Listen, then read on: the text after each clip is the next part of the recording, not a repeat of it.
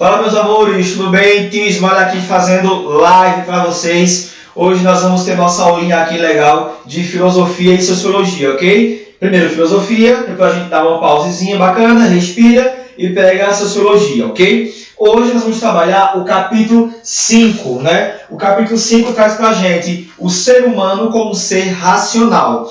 Só que aí, pra gente facilitar, né, e promover um debate bem legal, bem bacaninha, nós vamos pegar os três principais filósofos da antiguidade: Sócrates, Platão e Aristóteles. O que é que esses três filósofos trazem para a gente, né, como um pensamento, como um raciocínio de ser humano como um ser racional? Então, desde quando o homem ele passa a estudar a si mesmo, né? Já entrando aqui na teoria de Sócrates, né? No livro de vocês, na página 38, tá? Página 38, começamos com o seguinte conceito. Sócrates, né, tem a sua natureza chamada de antropologia filosófica. O que é essa antropologia filosófica, né? Antropo, que vem de homem, né? Logia, de estudo, de lógica. Antropologia, o estudo do homem através da filosofia, né? Então, essa antropologia filosófica é quando a filosofia vai estudar o próprio homem e o seu conhecimento.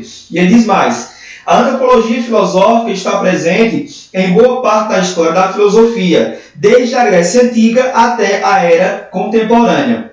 Sócrates afirma que o lema "conhece-te a ti mesmo", né? Essa frase é bastante conhecida do nosso amigo Sócrates, "conhece-te a ti mesmo". Isso ele foi chamado lá ao oráculo na cidade de Delos, né? de Delfos, aliás. Ele foi chamado no oráculo.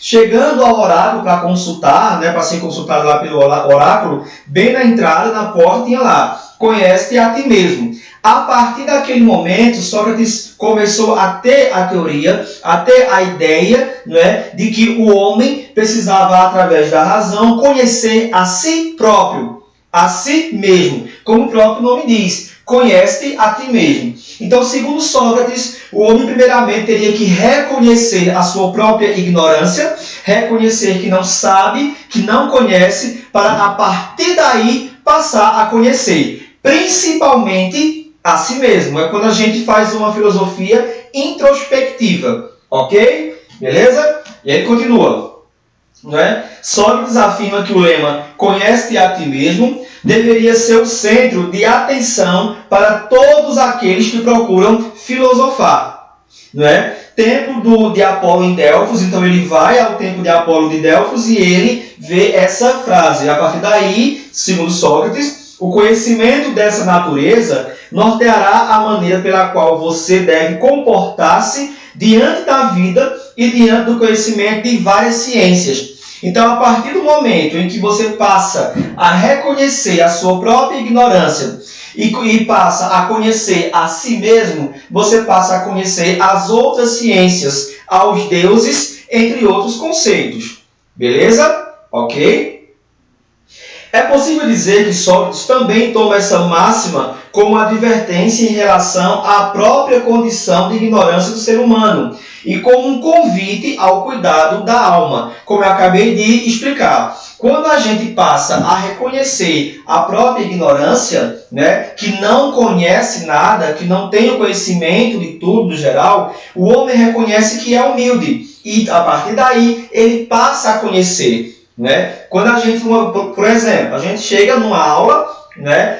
Não, esse conteúdo aqui eu já sei todinho. Né? Então, já que você sabe tudo, você está parado, estagnado. E segundo Sócrates, deve-se reconhecer que não sabe para aprender. Até porque o ser humano, quanto mais passa o tempo, mais interessante e importante é aprender bem mais. Aí continua, né? Desde essa descoberta socrática, o conhecimento de si próprio passou a ser uma preocupação central da filosofia. Então, desde o momento que Sócrates, né, tem essa teoria, "conhece-te a ti mesmo", o conhecimento do próprio ser humano, o conhecimento do próprio ser, né, a filosofia introspectiva, ela passa a ser o ponto central da filosofia socrática. Ok? Beleza? Sem dúvidas? Vamos lá. Vale recordar que a filosofia de Sócrates procurava entender essencialmente o que é o universo físico, né? era, sobretudo, cosmológico. Então, vamos lá. A filosofia de Sócrates, a filosofia antes de Sócrates era conhecida como os pré-socráticos. Pré, que vem antes. Socráticos de Sócrates. Né? Então, eram os sofistas, os filósofos pré-socráticos.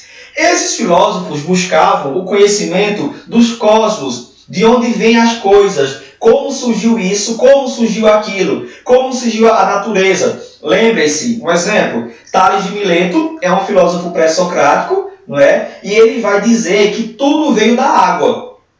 Tudo é água, o surgimento das coisas. A partir da filosofia socrática, a partir do surgimento da filosofia de Sócrates, essa busca pelo conhecimento dos cosmos, de como surgiu aquilo e outro, ela cai por terra, ela deixa de existir. A importância da filosofia agora é buscar o conhecimento do homem, do ser, da razão. Eu não me preocupo mais com de onde veio, de onde surgiu, como surgiu, né? E agora me preocupo com a razão humana, com o pensamento humano, né? É muito bacana eu conhecer como surgiu as coisas, mas de onde vem esse meu conhecimento? Qual o método que eu usei para chegar a esse conhecimento? É isso que Sócrates se preocupa. Ele se preocupa com a busca pelo conhecimento total, geral, e não partículas como os filósofos pré-socráticos buscavam, né? Ele coloca aqui. O problema do homem, portanto, é um marco divisório entre a filosofia socrática e as chamadas filosofias pré-socráticas. Então, por isso que Sócrates ele vai ser conhecido, né? Vai ser bastante famoso, bastante conhecido como um dos principais filósofos, porque ele marca uma nova era de uma filosofia. Não se preocupa mais com o surgimento das coisas, né? Pitágoras vai dizer que tudo é número. O outro vai dizer que é o fogo, né? O outro vai dizer que é o ar, que o que dá a forma, que dá vida às coisas é o ar.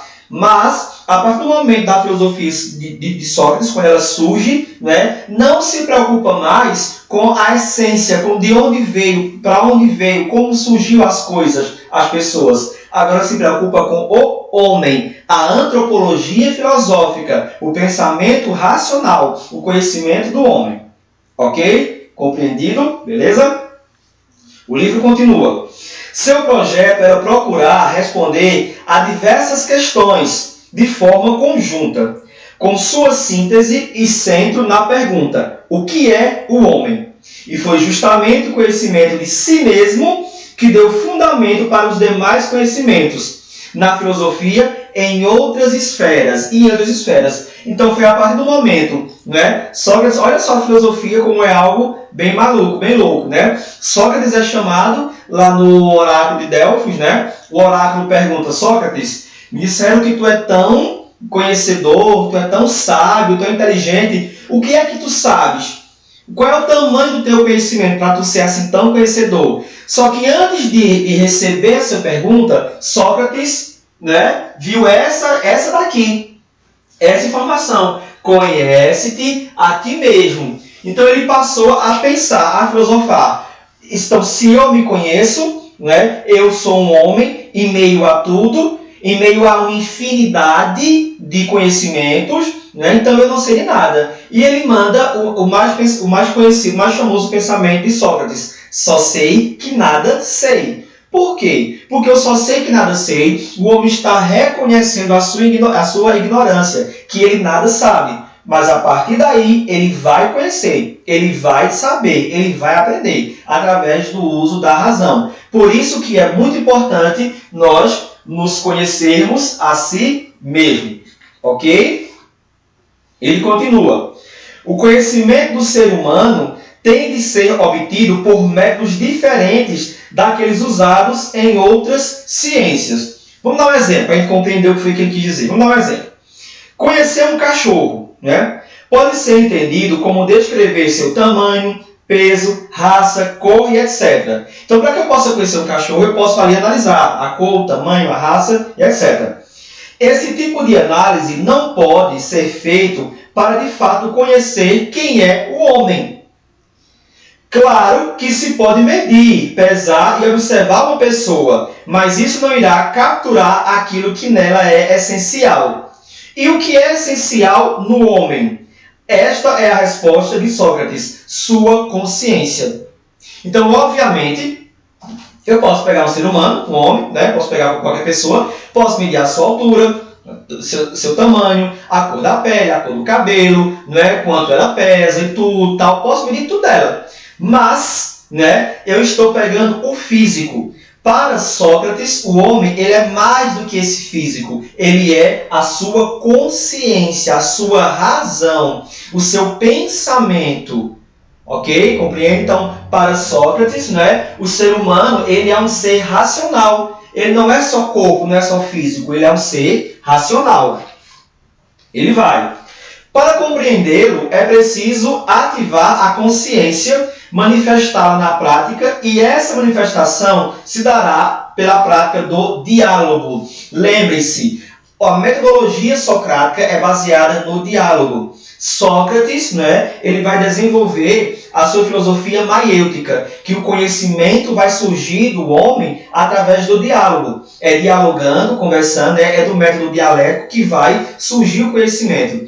Então, a ferramenta, né, um vai dizer que é a dúvida. Duvide de tudo, até se chegar a um conhecimento. Já Sócrates não, vai dizer que é o diálogo. O método diálogo é que faz você chegar a um conhecimento.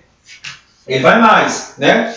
Em sua primeira instância, o diálogo pode ser compreendido como um diálogo consigo mesmo. No caso, ele pode ser chamado de introspecção. Então, para que o homem possa conhecer a si mesmo, ele precisa ter um diálogo com si mesmo. Imagina você conversando com você mesmo? O que é que eu gosto? Nessa situação, o que eu faria? O que é que eu conheço? O que é que eu não conheço? Isso é chamado de introspecção, ok? Que é defendido por Sócrates. Mas o diálogo é feito também junto com outros, na convivência com os outros. Desse modo, o diálogo é uma ação, uma atividade, um modo de vida. Isso porque a verdade sobre o homem não é algo já estabelecido. Então, segundo Sócrates, a verdade sobre o homem não é algo já pronto, acabado. Como lá na Idade Média diziam, lembra? Na Idade Média, o homem já estava pronto, acabado, a verdade sobre ele já era aquilo outro, já era aquilo mesmo, não existia outra verdade. Já para Sócrates, não. O homem não é um ser humano pronto e acabado. Ele sempre deve alcançar mais experiências, mais conhecimento, mais virtudes através do diálogo. E o homem, enfim, para a visão de Sócrates, é um ser que, para uma pergunta racional, pode dar uma resposta racional. É um ser que tem uma faculdade especial, a razão, pelo qual ele é capaz de dar respostas a si mesmo. Então, através do uso da razão, de um pensamento racional, segundo Sócrates, o homem é capaz de conhecer a si mesmo. Ok? Beleza? Deixa eu sair do meio para olhar aqui, beleza? Não é? Então, agora, visto Sócrates, né, vamos passar para Platão. Né? Para compreender a teoria de Platão sobre o homem, né, como ser racional, é preciso que a gente lembre, que a gente retorne, né, à teoria platônica do mundo das ideias. Lembram? Vamos lá. Nossa alma, antes da gente nascer, né, nossa alma estava vagando lá no mundo das ideias, nas estrelas, né, lá no alto, no mundo das ideias e tal. Quando a gente nasceu, né, a nossa alma vem e cai em nosso corpo.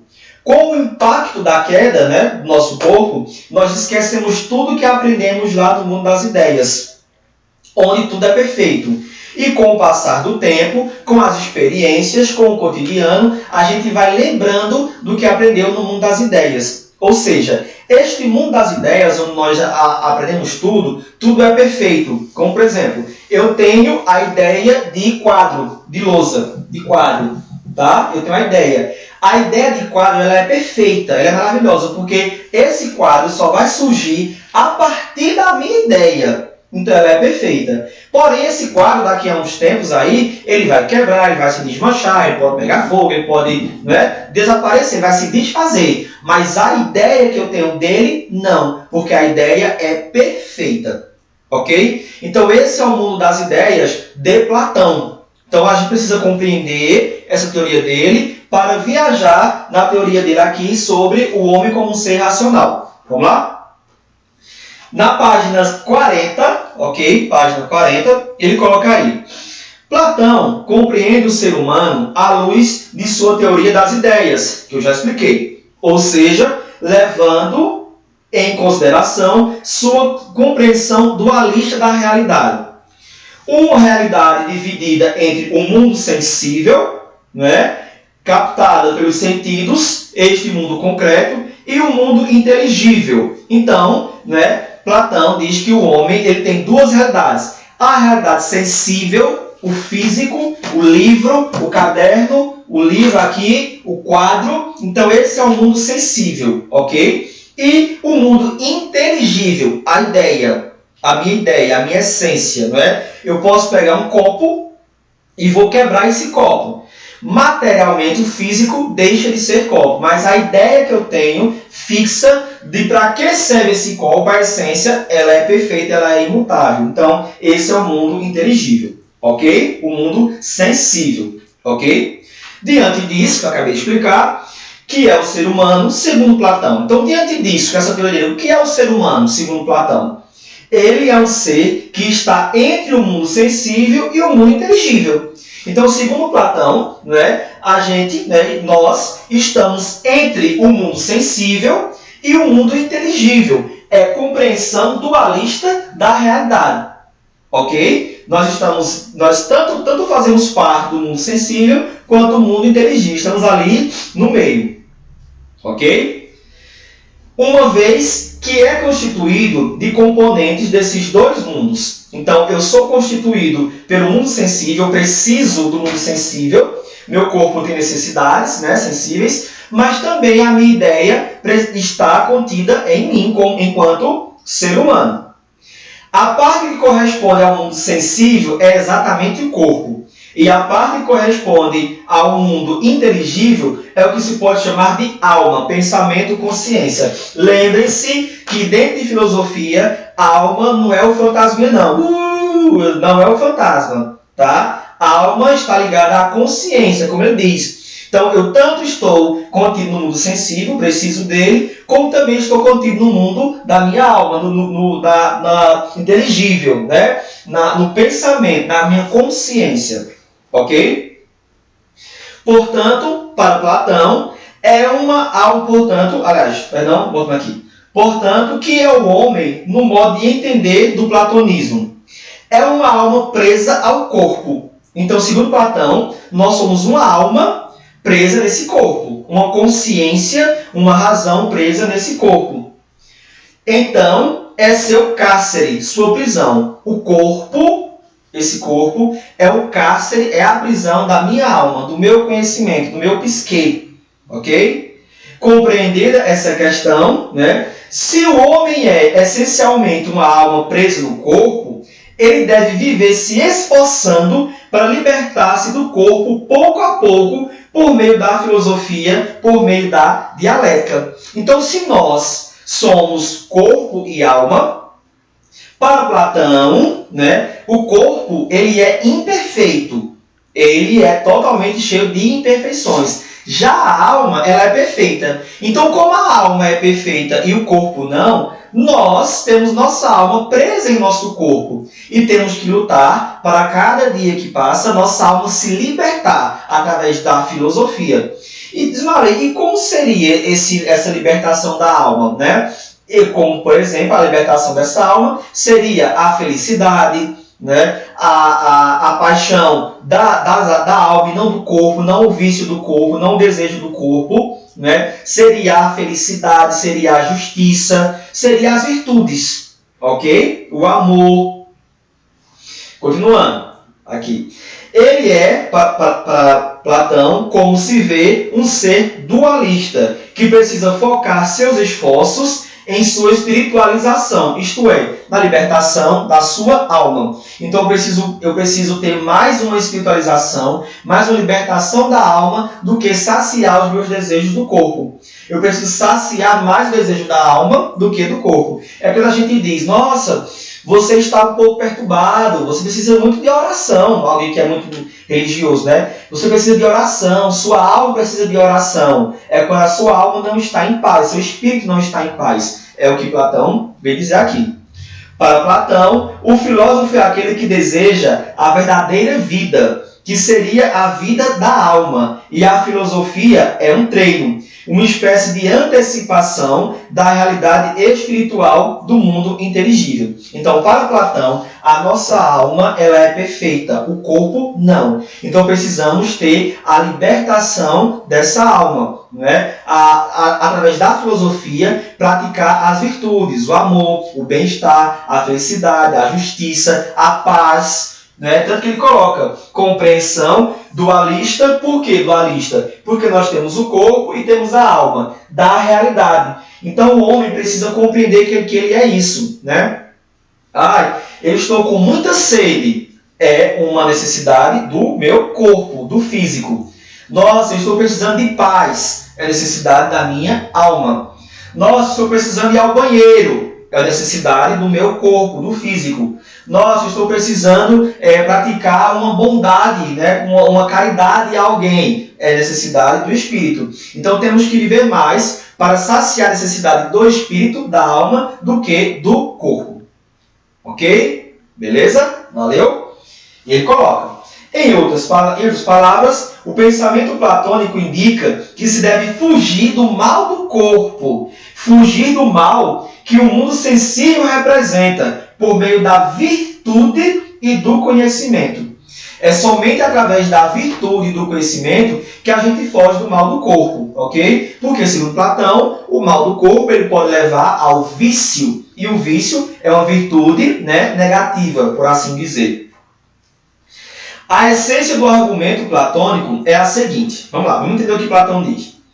A alma humana é capaz de conhecer a realidade ou ideias imutáveis e eternas. A minha alma, né, ela é capaz de conhecer ideias imutáveis e eternas, como, por exemplo, justiça.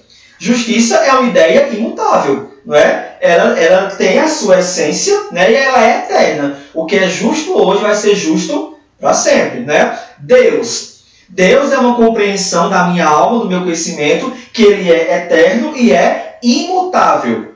2 mais 2. 2 mais 2 é um conhecimento da minha alma, do meu raciocínio, que é eterno e imutável. Ok? Para conhecer essas realidades, ela deve possuir necessariamente uma natureza que se assemelha às ideias. Caso contrário, essas realidades escapariam à compreensão humana. Se as ideias são imutáveis e eternas, logo a alma também é eterna e imutável. A ideia ela é eterna e imutável. A alma também. O corpo não. O corpo, eu vou saciar os desejos do meu corpo, mas daqui a pouco ele deixa de ser corpo. Ele não é eterno. Ele não é imutável. Ele não é para sempre. Não é? Então, Platão diz que é melhor você saciar os desejos da alma, porque a alma, sim, é eterna e perfeita. Ok? Filosofia é o máximo, bicho. Filosofia é muito massa. Filosofia é show de bola. Vamos lá. E nosso terceiro filósofo, e não menos importante, Aristóteles. O que Aristóteles vai dizer sobre o conhece-te a ti mesmo, sobre o ser humano como um ser racional? Ele diz o seguinte. No início da metafísica, né, uma das suas mais importantes obras, Aristóteles diz que todo conhecimento humano tem origem em uma tendência básica e natural do homem, o querer conhecer. Todo conhecimento humano tem uma origem e uma tendência básica. Então, tudo aquilo que eu conheço tem uma origem de uma coisinha. E essa coisinha é chamada querer conhecer, querer aprender. Então, lembrem-se, Aristóteles era um tanto quanto cientista, né? Para ele, tudo parte do empirismo, né? Do conhecer através do empírico, das experimentações, da ciência, de experimentar, de experiências. Então, para ele, a razão, né? O conhecimento, parte do querer conhecer. Ok? Essa tendência se manifesta nas ações e reações humanas mais elementares, como, por exemplo, o prazer que as pessoas sentem ao observar uma paisagem, um desenho, uma pessoa.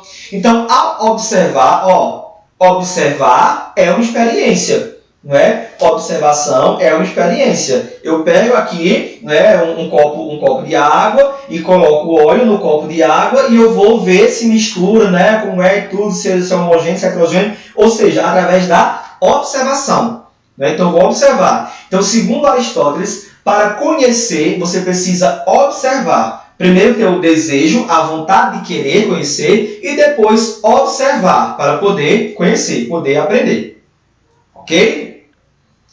O desejo de conhecer, portanto, é na visão aristotélica natural ao ser humano, inerente a ele. Já nascemos com ela. Já nascemos com a vontade de conhecer. Uma criança, mãe, o que é isso? Mãe, o que é aquilo? Mãe, o que é isso aqui? A criança pega tudo e vai malina, né? Malina como diz a avó da gente. É descer malina, menino. Está malinando, a criança está conhecendo. Como nós, não é? Já temos em si mesmo a vontade de conhecer, de aprender. Continuando. Assim, segundo Aristóteles, o homem é um animal racional e tem por finalidade suprema a realização dessa sua natureza específica. Então, o homem é um ser, um animal racional e por si só já tem, né, o desenvolvimento disso nele mesmo. E é exatamente na realização dessa natureza que consiste a sua felicidade, como nós já vimos lá na ética aristotélica, né? Na ética de Aristóteles, que a realização do homem, não é totalmente para a felicidade. Então o homem aprende, o homem conhece, né, com o fim de ter felicidade. Então a necessidade, o desejo de conhecer já nasce no homem, já é inerente a ele, e ele, através de observações e de experiências, ele conhece, ele aprende. E esse aprendizado, esse conhecimento tem um fim, que esse fim é a felicidade. Ok? Como nós já vimos lá no capítulo sobre a ética. Aí ele vai mais. O ser humano, no entender do estagirista, Aristóteles, né, chamado de estagirista, não pode simplesmente viver atendendo tão somente a sua dimensão biológica, como alimentar, dormir, reproduzir, tudo tal. Por exemplo, o homem ele não pode viver só para atender suas necessidades biológicas, as do corpo, né? Comer, beber, dormir e por aí vai. Como fazem os animais e vegetais. Isso não bastaria ao ser humano. Ele deve viver bem. E viver bem para Aristóteles viver bem é realizar a sua essência racional. Por isso que nós dizemos que as plantas, não é, elas são consideradas como seres vivos, mas elas não têm o seu conhecimento de essência racional. Os animais, eles agem por instinto, agem por treinamento, agem por necessidades, mas os animais, eles não têm o autoconhecimento da sua essência racional. Eles não sabem o que pensam, eles não têm o autoconhecimento dessa essência. Então, para Aristóteles, viver bem, viver com felicidade, é você saber que é um ser racional. É você saber que você se autoconhece. É você saber que da sua existência racional no meio humano. Ok? E ele diz, para Aristóteles, o homem é principalmente razão, mas não somente razão. Não é? Ele tem também os desejos, né? E a prática das virtudes, adquirir virtudes éticas. Então, não é que eu seja um ser racional, que eu tenho conhecimento, né? Que eu vou sair, né, por aí vivendo à toa. Não, eu preciso adquirir virtudes éticas. Por quê? Porque, digamos que eu chego aqui e roubo essa televisão. Não, mas eu roubei racionalmente. Eu tive razão para roubar isso aqui. Não, eu preciso viver, né, tendo minha razão, porém com virtudes éticas, de saber que eu não posso roubar porque esse objeto não pertence a mim.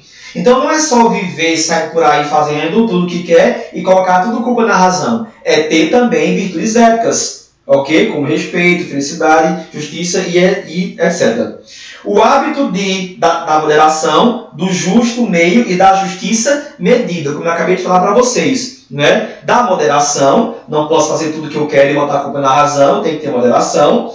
do justo meio, né, de respeito ao meio em que vivo e da justa medida, da justiça em si, ok? Então, segundo Aristóteles, o homem ele vive, né, bem, viver bem, aliás, é realizar a sua essência racional, é ter conhecimento de si mesmo. No mais, meus amores, é isso. Né? Qualquer dúvida, estou à disposição aqui, beleza? Estou online no Classroom nesse momento, tá? Qualquer coisa, qualquer dúvida, vão lá ou até mesmo no WhatsApp, beleza? Revisem aí, estudem aí. Obrigado e daqui a pouquinho tem aula de Sociologia, beleza? Beijos e até já!